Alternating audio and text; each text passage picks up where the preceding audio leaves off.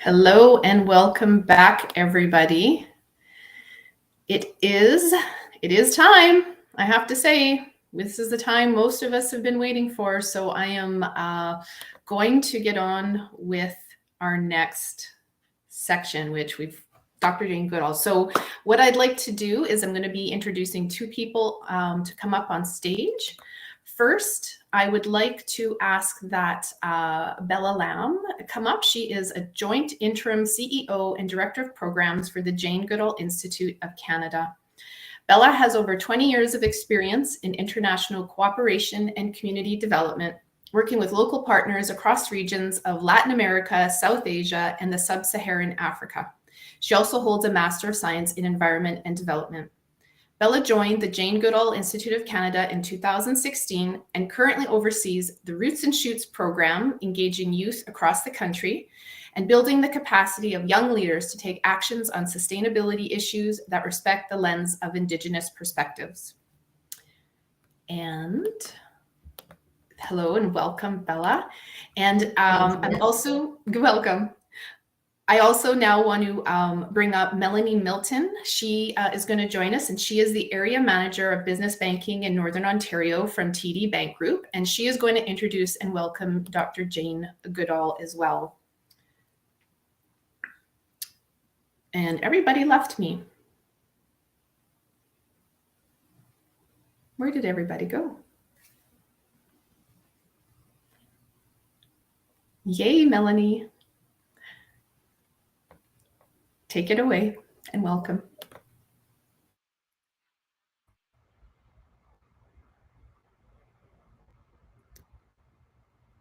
Melanie, go. You have to turn your mic on.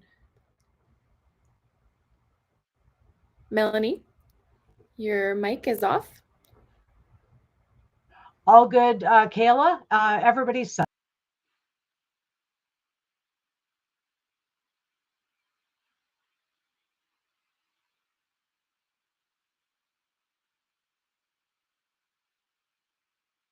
Sorry, Melanie, if we could get you to turn your mic back on again, that would be awesome.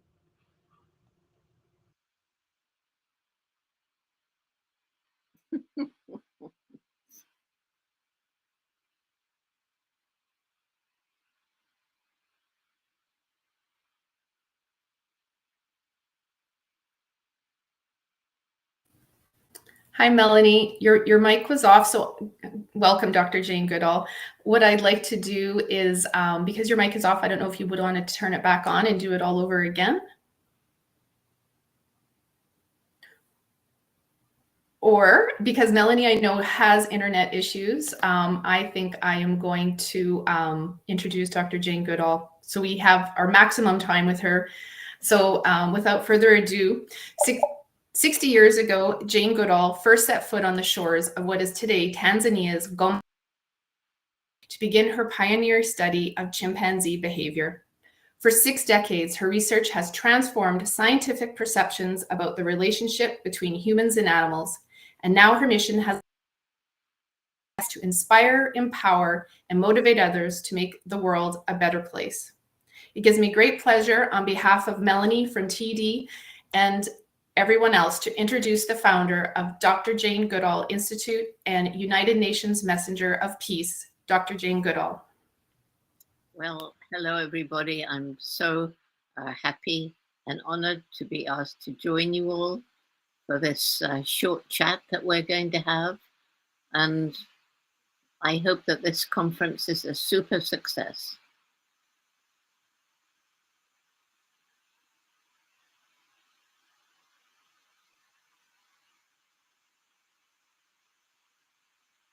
Hello?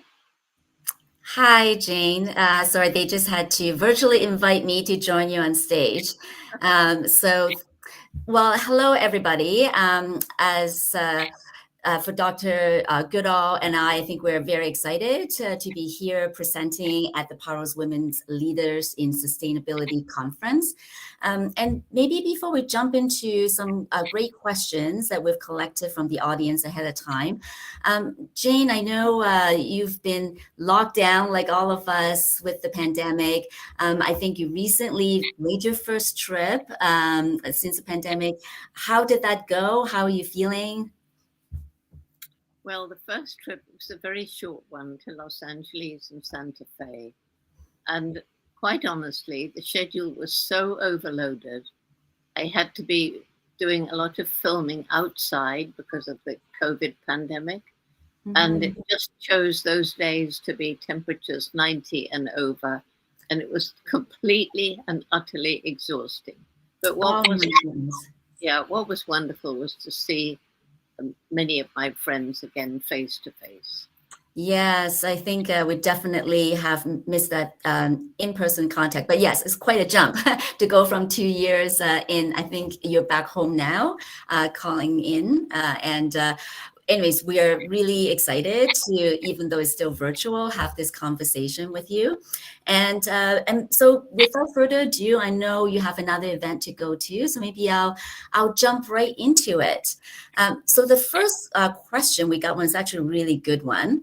And it's about feeling anxious about the climate crisis, a lot of young people as well feeling what they call eco-anxiety, just with the way the world is going on right now. So Jane, do you ever experience that anxiety when you look at the climate crisis around us? And if so, how do you manage it? Well, I think it's impossible if you look around at what's happening to the planet everywhere. It's impossible not to feel depressed. But on the other hand, there's so much to do, so many people I want to reach, particularly growing our youth program, Roots and Shoots, that I cope by just working harder than ever. Yes, and already like the first opportunity you're out there again and spreading your message of hope. And so I know you talk a lot about the role for us humans and our role in the natural world and what we need to do. So can you tell us a little bit more about individually the things we can do, but collectively, how can we try to make a difference? Well, I think, the most important point to stress is that every single day, every one of us makes some impact on the planet. Some, of course, make far more impact than others, either positively or negatively. But if we start thinking about what we do each day, the choices we make, what do we buy? What do we eat? What do we wear? Where did it come from? Did it harm the environment in its manufacture? Was it cruel to animals, as in factory farming? Is it cheap because of unfair wages in other parts of the world?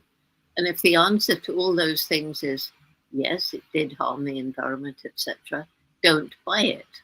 And that has led to consumer pressure, which actually has made quite a difference in the way that many businesses work. But equally, collectively, if everybody stops wasting water, if everybody eats less or no meat and moves to a plant-based diet, if everybody bothers to smile at someone and cheer them up, collectively, that will make a huge difference. Yes, and I think definitely some of the collective actions we are seeing here in Canada, as you mentioned, are the youth, and they are trying to take action and trying to change the world.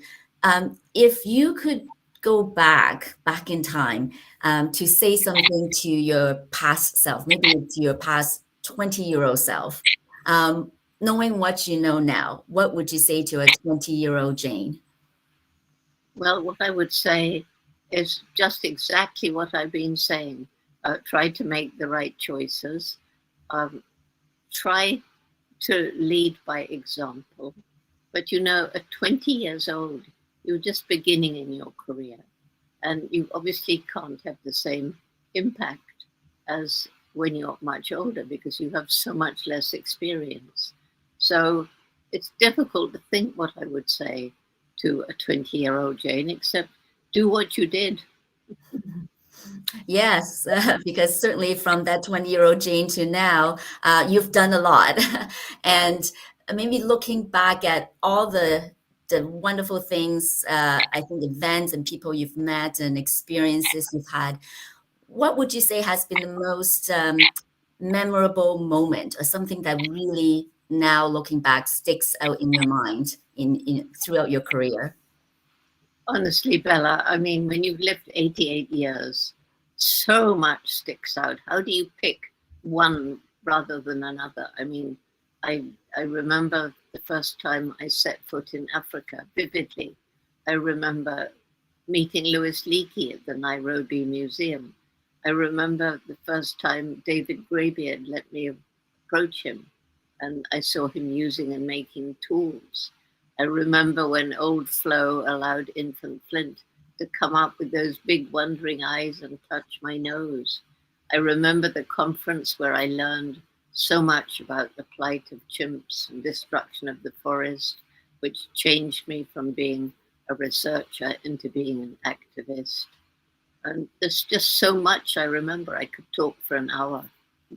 Yes, and too bad we don't have an hour because we would love to hear all those stories. And, you know, I think, and you may know this, but meeting you or having any kind of interactions with you, I think it becomes a very memorable moment in a lot of people that, you know, you've touched over the years. We, as you know, in Canada, we're one of the countries that we run the Roots and Shoots program that we're very proud of. And I know you've talked about starting the Roots and Shoots program all those years ago with the youth in Tanzania. And I'm sure that was a memorable moment for those 12 youth, having you there.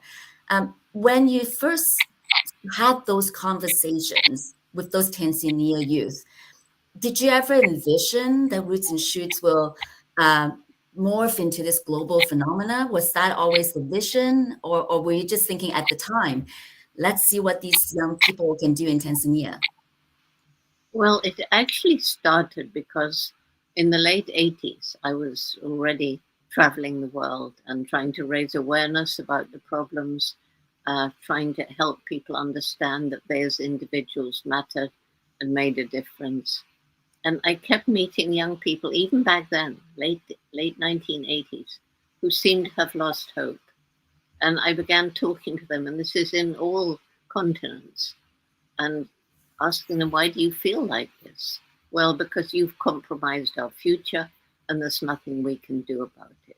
We have compromised their future. In fact, we've been stealing it, probably since the Industrial Revolution, maybe even before.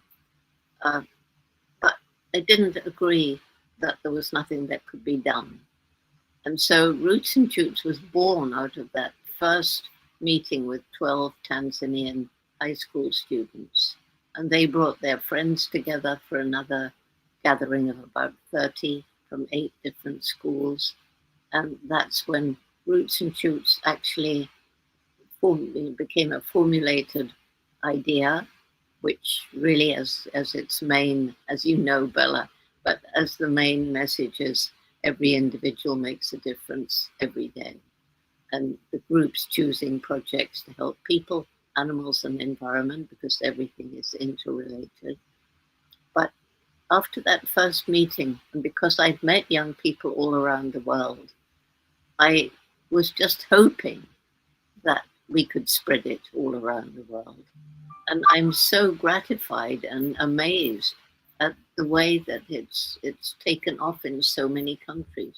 I think it's 65 and growing now around the world. And you know, it started with the high school students, but now, as you know, we have kindergarten, even preschool, we have university, an increasing number of older people, like we're in some senior citizen residences, or whatever you call them.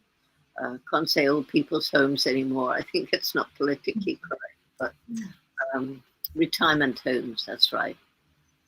Some people, of course, can't afford retirement homes. But anyway, we've had Roots and Shoots in some prisons. So it's really, as its name implies, roots creeping under the ground, shoots coming up through the concrete. It's making a difference.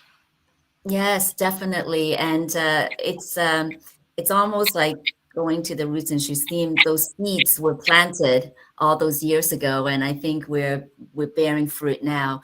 And a lot of the young people that we talk to who are so excited about Roots and Shoots, what they love about the program is that we're not telling them what to do.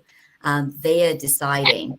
And at the same time, we do see a lot of different youth programs that is much more structured. You know, there's like a plan and they're trying to sign youth up to do certain things.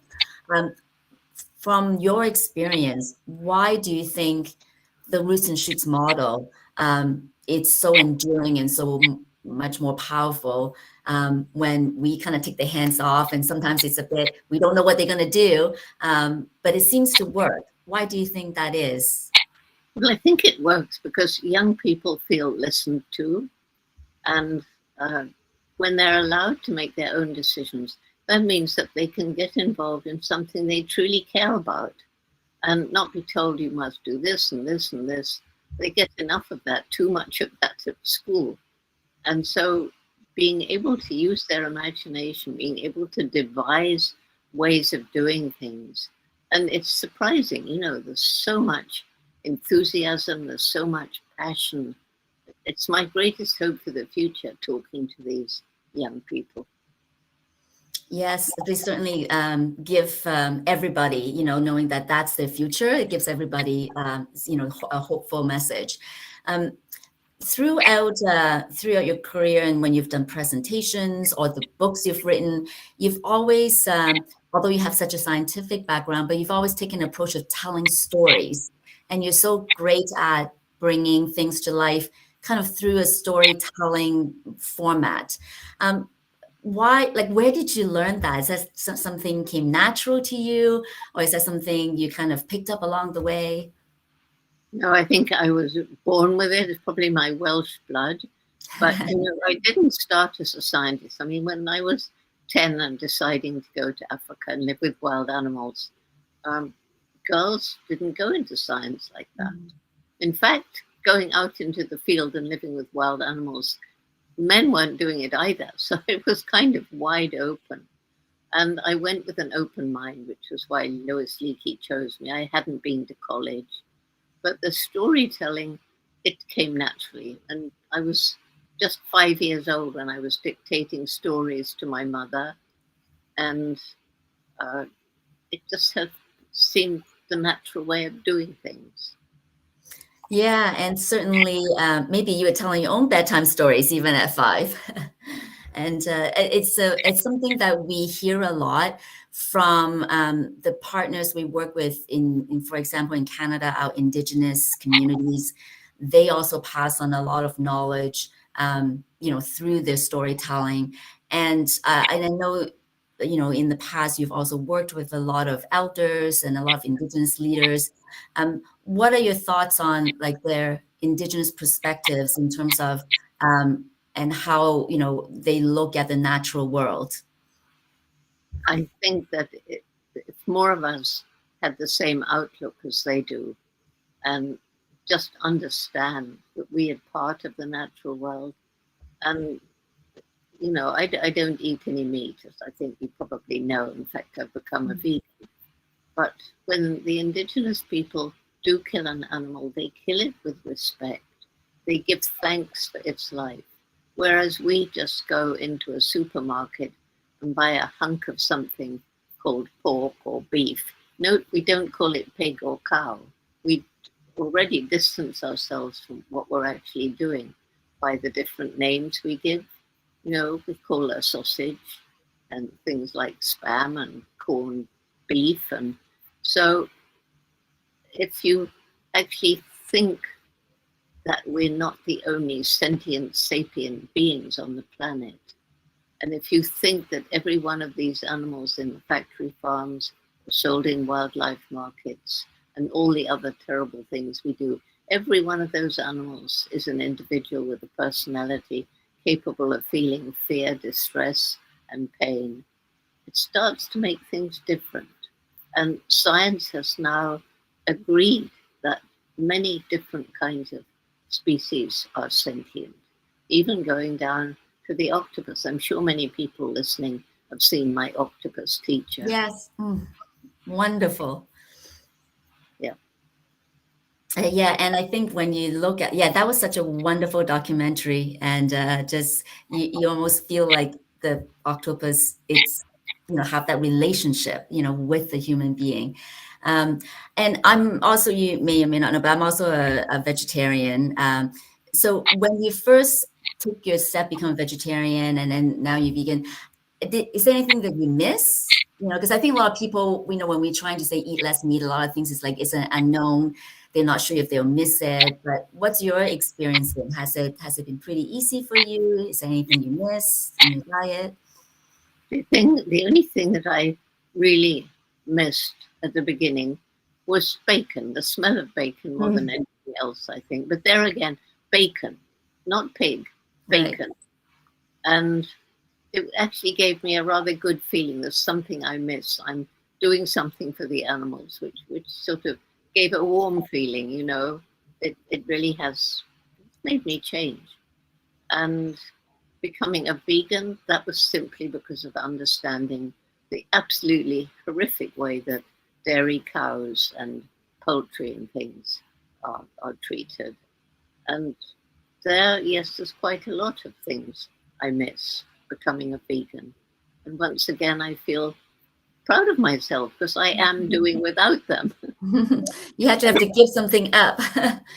And also, the other thing for people who can't bear the thought of not eating meat and so on, the vegan products now are just amazing. I mean, some of this meat that's cultivated from cells, some of this meat that comes from vegetable protein, you can't tell. In fact, it's so like meat that I can't eat some of it because I no longer like the taste of meat. Yes, I know. So I think this is another example where, like definitely take advantage of the technology that we have now. As you always say, the human brain is, so ingenious, and we can certainly find alternatives and solutions. So before we let you go, maybe a last question I'll ask is, seeing that this is a conference for women and looking at sustainability, you have been a trailblazer all your life. As you said, right at the beginning, never mind women weren't doing the work, men also weren't doing the work that you were doing. What do you think are the characteristics for women who want to kind of, not necessarily for your path exactly, but be brave and be bold and be that trailblazer and, follow their passion? What advice would you give, or what are the things that you think it's important to have if you want to take on that path? I think for me, it was my mother's advice that was so important, because where everybody laughed at me and said, "You'll never get to Africa. It's far away. You don't have money. World War II was raging. And you're just a girl. Girls don't do that sort of thing." But my mother, on the other hand, she said, "Jane, if you really want to do something like this, you're going to have to work really hard, take advantage of every opportunity. And then if you don't give up, you'll probably find a way." And I think that advice is the advice for everyone, male and female alike. And the other thing I always tell people is, if you change your mind, it's okay. I mean, you may have a passion for something, but then you may find, well, after all, that's not me. Don't feel a failure because you suddenly want to switch. It's just finding a pathway to what you can do best, what your role in life is, what your mission is. And so many people have felt a failure because they switched. So I think that's my advice. But what I always loved best is a chief of one of the South American tribes. I think it was in Ecuador. I'm not too sure which country. But anyway, he said, Jane, our tribe is like an eagle, and one wing is male and the other wing is female. And only when the two wings are equal will our tribe fly high. And to me, that is so important because women and men have different characteristics, although each of us have some of the other. And it's those characteristics of being a female, perhaps a little by nature more compassionate, more patient, because our role has been to look after children in evolution, and you have to be patient to be a good mother, but a good father too, for that matter. But, you know, there are certain female qualities which are important, certain male characteristics that are important. Everybody makes a difference. Yes, I think we all have a role to play, and kind of goes back to, yeah, your very fundamental message that every individual has a role to play. And maybe on that, I think we'll leave it there, unless there are any other final message you may want to share, Jane?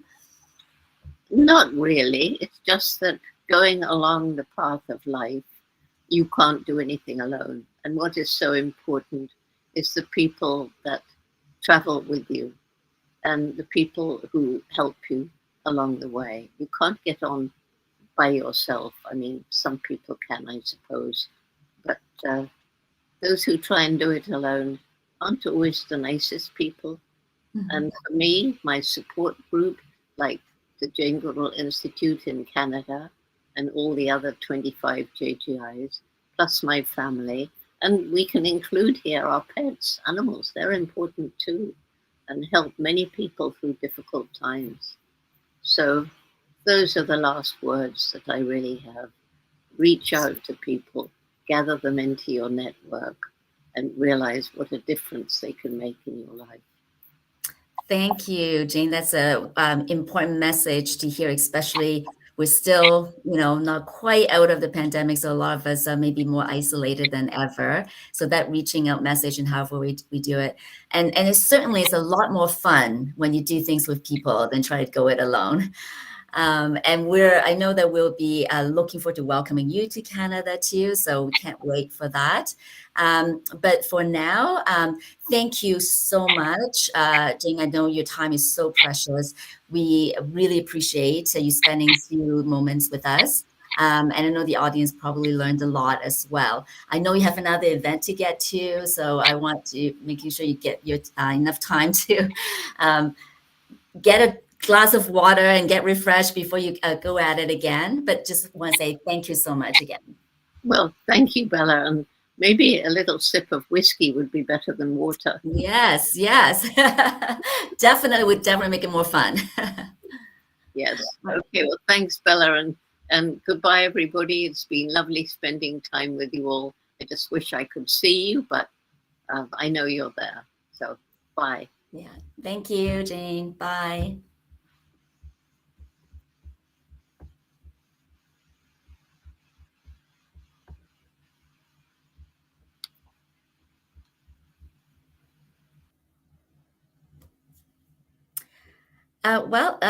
That was a wonderful conversation. I hope you all enjoyed it as much as I have.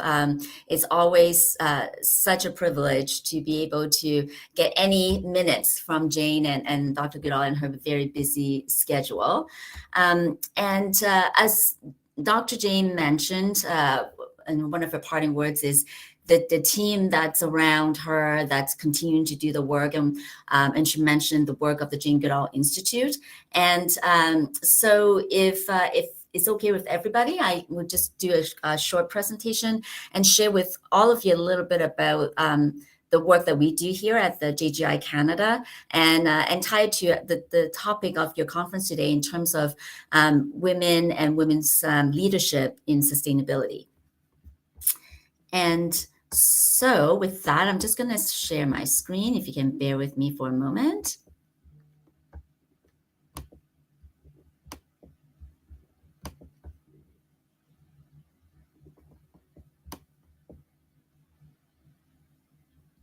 Okay, hopefully everybody can see that. Can I get a thumbs up, or yeah, I think everyone can see the screen, right?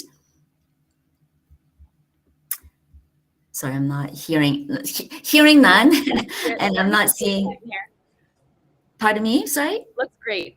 Okay, great. Thank you for the thumbs up. The virtual, sometimes you feel like you're like sort of in your little black box on your own. So appreciate the emojis and the confirmation. Okay, so as I was introduced, again, my name is Bella Lam. I'm the Director of Programs at the Jane Goodall Institute of Canada, and I'm also currently the Joint Interim CEO. So I just want to talk to you a little bit about the work of the Institute. Some of you, I'm sure all of you, of course, know our founder, Jane Goodall, but you may or may not know about the work that we do here at the Institute. So one of the main focus of what we do is what we call community-centered conservation. And that's really been our approach for decades now.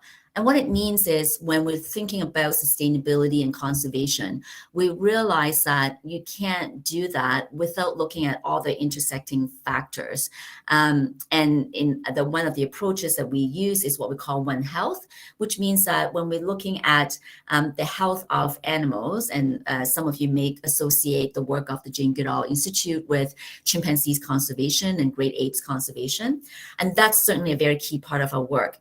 But we realized very early on that you cannot protect endangered species and protect their health without also looking at the habitat and the health of the environment, and of course, human health.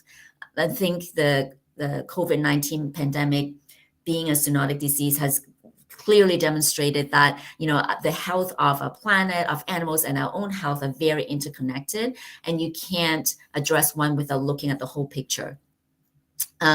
And if you look at this kind of the idea of One Health, and what you quickly, when we start peeling back the onions in terms of, you know, why do we have problems with environmental issues? Why do we have problems, you know, with our own health? I'm going to talk a bit about the gender equality.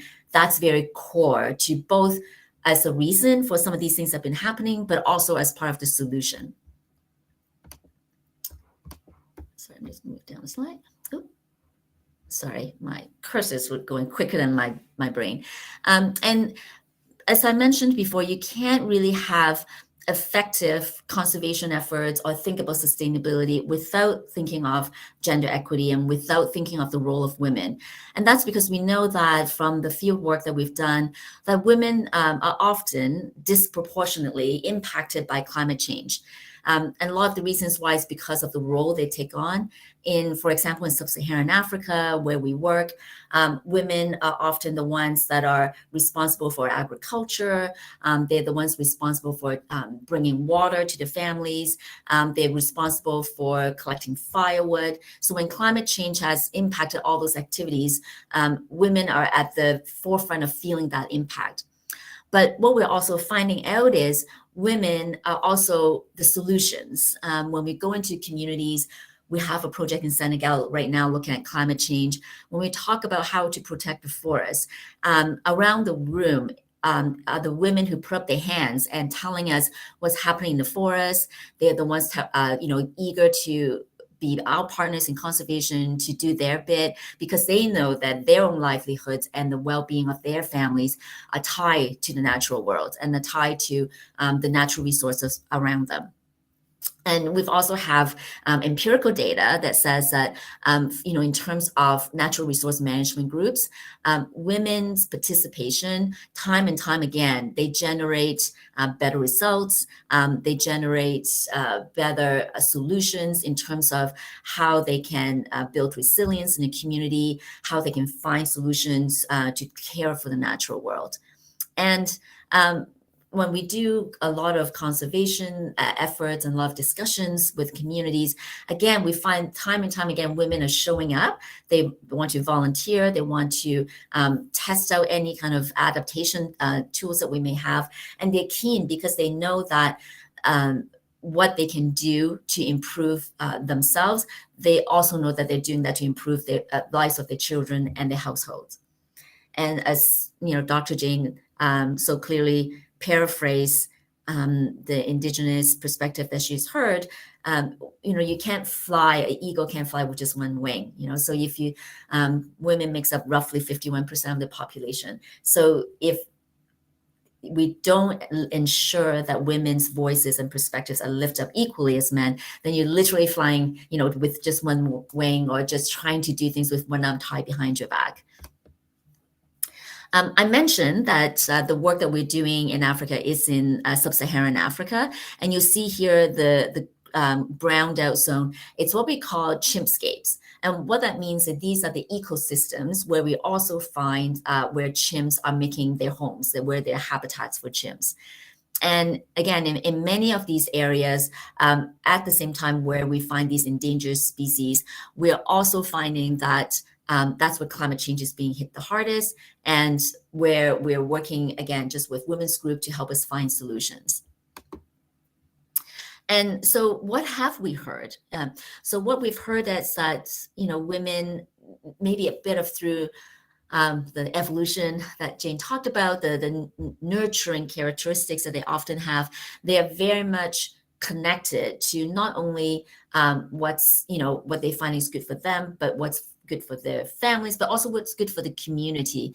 Women are very good at working in groups. We find that on the ground, women network almost naturally, and they are very efficient. When you're giving them resources, they figure out a way to use it efficiently, to leverage the relationships they have, to spread the message through their own networks. And they are really a force to be reckoned with when we are going into the field and talking to the communities. They are the ones that are actually telling us, what's working and what's not. And so for a lot of what we do at JGI Canada is we want to just basically give space to these women leaders so that they can then amplify their voices and even become more effective agents for conservation. And so when we're looking at designing some of the programs that we have, we're really trying to look at the gender consideration, looking at basically, how any interventions that we do, how any support that we give, that boys and men, girls and women would experiencing them differently because they have different social norms that are expected of them, and really try to break down those barriers. And like I said, give space. So that comes right from the very beginning when we're trying to think of a project that we consult with them. And it's really important that it's led by the communities and that they're the ones that are telling us, what would work and what doesn't work. And that's where we kind of move from just, let's say, counting to have women in a program, just being aware that, women need to be there, versus moving us towards more transformational changes, that not only asking women to be around the table or inviting women into the room, but actually, it's looking at, okay, so the women may be there, but, are they being asked to dance? They're being asked to on the dance, they're coming into the dance floor, but are they being asked to dance? Are they being asked to lead, on the dance floor, so to speak? So all of that learning that we have had, just really understanding the importance of women really as change makers. This is one of my many favorite quotes from Dr. Goodall. It actually doesn't take much to be considered a difficult woman. That's why there's so many of us. And, as Jane herself has been a trailblazer, I think, women in this conference, participants today, I'm sure you've all been trailblazers in your own rights. And, there have been barriers and there have been, challenges that I'm sure all of us had to climb through. But then that's what, I think also creates a bond and creates an organization like PARO that brings women together to share those common experiences, but also to, find strength in each other to rise above those difficult situations. And very quickly, I just want to take you through some of the programs that we have in action. I briefly mentioned our program in Senegal, but also want to bring it back to what we're doing in Canada. So in Canada, JGI has a Roots and Shoots program that we talked a little bit about with Dr. Goodall, which is really a youth-led program giving the space for young people to think of individual actions or collective actions that they like to take. And more recently, as part of a strategic plan, we really want to focus on any kind of conservation work that we're doing in Canada to also make sure there's an Indigenous perspective. And not only that, that's actually Indigenous-led.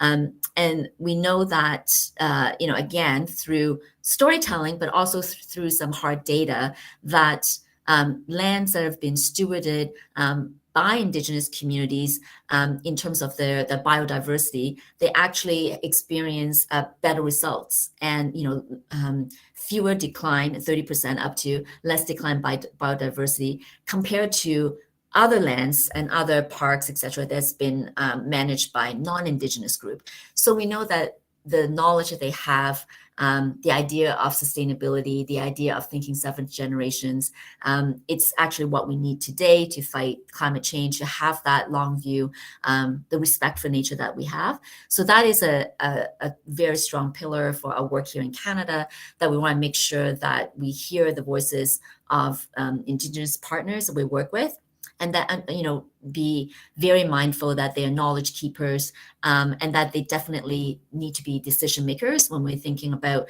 how we want to take actions. And one of the ways we do it is looking at, as a non-Indigenous organization for JGI, how do we work with Indigenous communities, and really basically looking at creating a space, what we call ethical space, where we are holding up both equally the Indigenous ways of knowing, and that's equally as valid as what we call Western way of thinking, and that in order to move forward with creating a sustainable path, you actually need both and hold space for both. And that's something that for us at the Institute, we're learning how to do that, and we're learning how to do that by listening to our partners. And finally, I think one of the message is that we need more women in conservation leadership. The IUCN, which is the International Union for Conservation and Nature, in terms of some of the data they've been collecting on environment and gender, it showed that of all the different ministries around the world, over 190 countries that they've collected, only 12% of those ministries were led by women. That was back in 2015. Fast forward 5 years later, the number has increased, more than doubled to 25%, but that's still, we still don't have parity. So all that to say is, knowing that the innovative ideas, the ability to network, the resilience, and all these characteristics that we know from the work we do on the ground, as well as through networks like these in terms of women leadership can possess, definitely, I think there's a lot more work that we can strive to take up more leadership space, particularly in our case, in our work in conservation and sustainable development. And again, it's just maybe good to end on a note from Dr. Goodall. It's time for women to band together, take the power, and heal the earth. And I don't think I could, say it better than Dr. Jane herself. And with that, I think I want to also maybe give opportunities. If people do have questions, I'm happy to answer them. If not, you can please, go to our website, janegoodall.ca, and where you can find a lot more information and get in touch with us.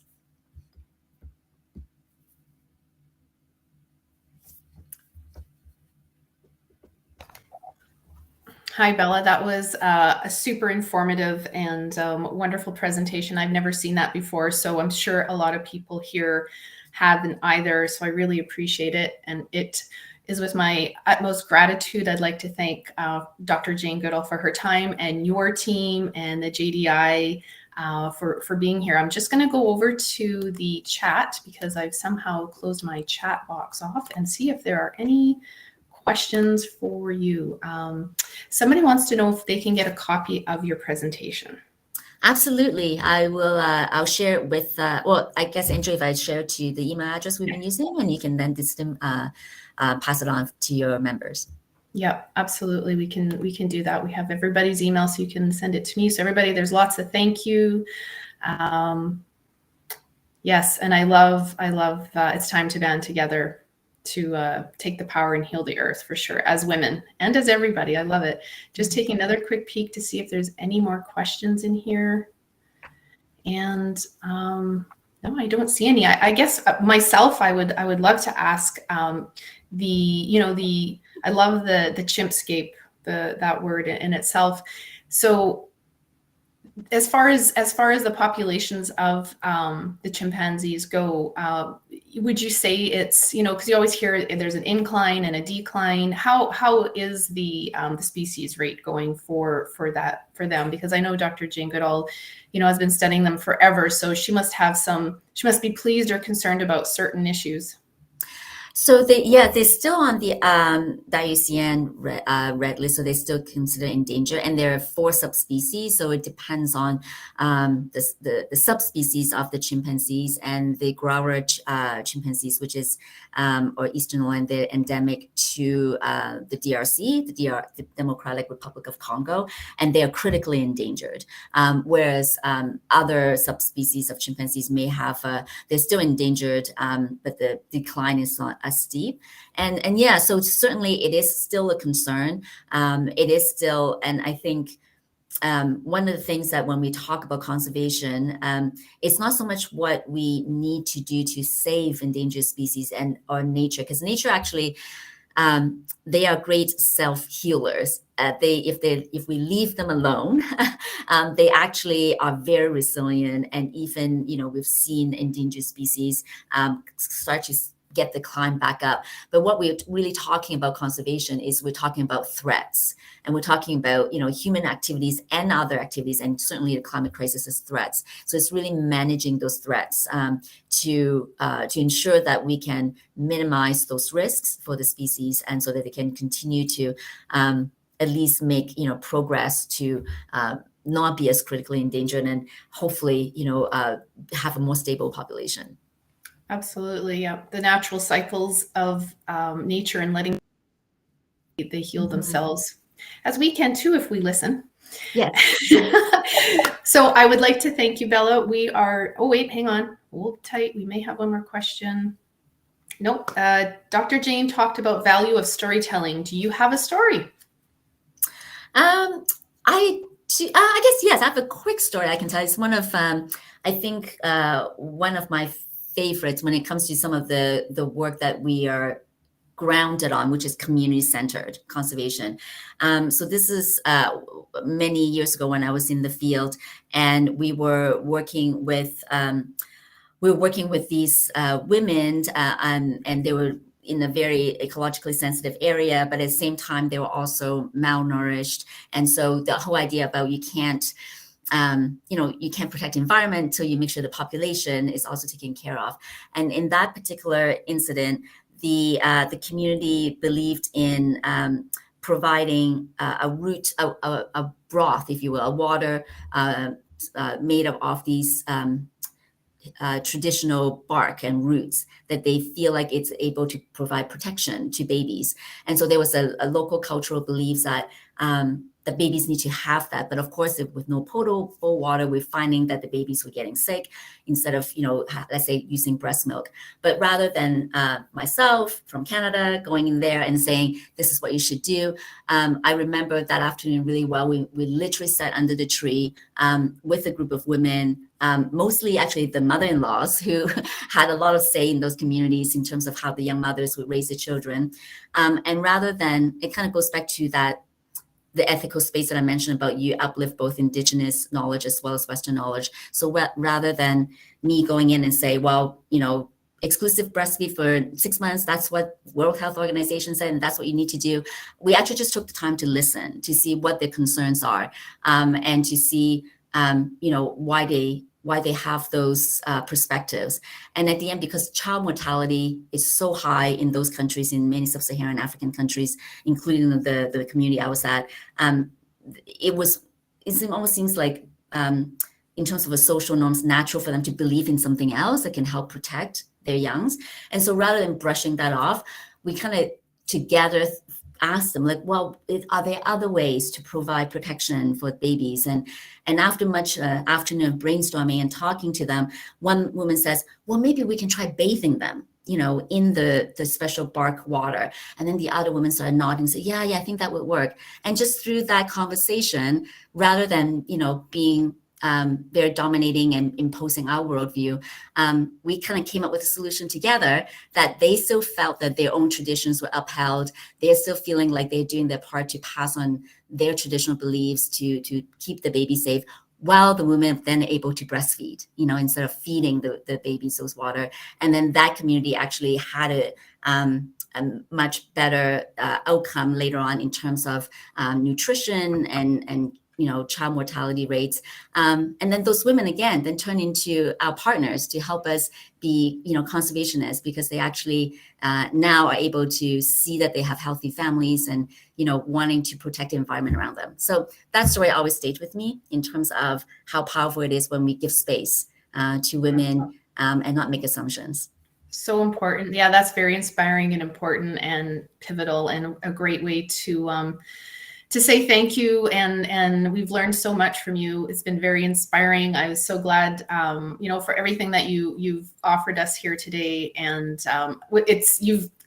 to be honest, it's clicked. I've always wanted to meet Dr. Jane Goodall, but to have all this information as well, it's clicked. I've always wanted to do that. So I'm absolutely thrilled. And I'd like to say thank you. So take care. And we are going to move on to our next segment. Thank you, Bella. Thank you. Good luck. So everybody, Bella will remove her shared screen. And so we're going to go into a poll next, and it's going to be just based on, what about Dr. Jane Goodall's presentation has made the most impact for you. So this is all anonymous, so please feel free to, no right or wrong answer, and we'll see how the poll is going here. And then once the poll is done, we're going to break out into our networking, and I am going to just give you a little explanation on how the room works in case it's baffling to you and you've never used Remo. So let's just see what the poll has to say. What about Jane Goodall's presentation is the most inspiring or impactful for you today? There should be an automatic, either the poll is, it's in the chat, so you can click the link that Melissa has posted in the chat. And I believe there's a code there you need to do. And then, yes, Roz, we are going to break out into networking, and so you can grab some lunch and a break. And if you don't want to network, you can go to a different floor in the networking area, and it's floor 2 or 3. Using the floor panel that would be on the left once we shoot you over there. Just trying to see here if we have any, while we're waiting for the poll to come in. So when you do go over to the networking room, so this is the presentation area, and then we go over to the networking room, and there's 3 floors. The vendors are on the first floor, and 2 and 3 are empty if you want to just hang out, relax, or if you want to have a private conversation with somebody. Much like in Zoom, at the bottom of your screen, there'll be a mic and a cam button that you can click on and off. And there's also a little area that says chat. So you can also go in there to chat, and you can pick somebody specific if you want to reach them. And to move to the tables, so if you see you have to find an empty chair, double click on the chair to get to that table. Don't double click on the logo or anything like that. You actually want to double click on an empty chair so you can join that table or that vendor and move yourself around. So you're looking for an empty chair, and you got to double click, and that will get you to where. What else am I missing? Finally, you can click and hold any dark blue spot to drag the floor around. Yes, this is important. So basically click on the background of the floor area and hold it, and then that will move your screen around so you can get a better view of the tables. And sometimes I know the screen gets bigger or smaller, so you can just double click on that to go out, but double click and hold and move that around to orient yourself to an area you would like to go to, or just to view the whole floor. So Melissa, how are we coming on that poll? because we are going to do a break and we're going to come back at 12:15 Eastern time to oh, okay, so poll's gone away. Maybe we'll get some updates on that. And there's also instructions here in the general chat to get yourself moved around, and just trying to see if there's anything else I can click. There is a support button if you need support while you're in the other room. And if you see anything that says help, there's a World Event Center help area. You can go there for help. Go to the Paro table, double click on a chair, and you can ask somebody there for help. And what do we have here? World Event Center. Oh, very nice. And World Event Center actually has a draw today as well. So I think with that, I will leave everybody to head over to the networking break, talk to your vendors, grab some lunch, be back at 12:15, and we'll continue with the program. So thank you, everybody, and we will see you shortly.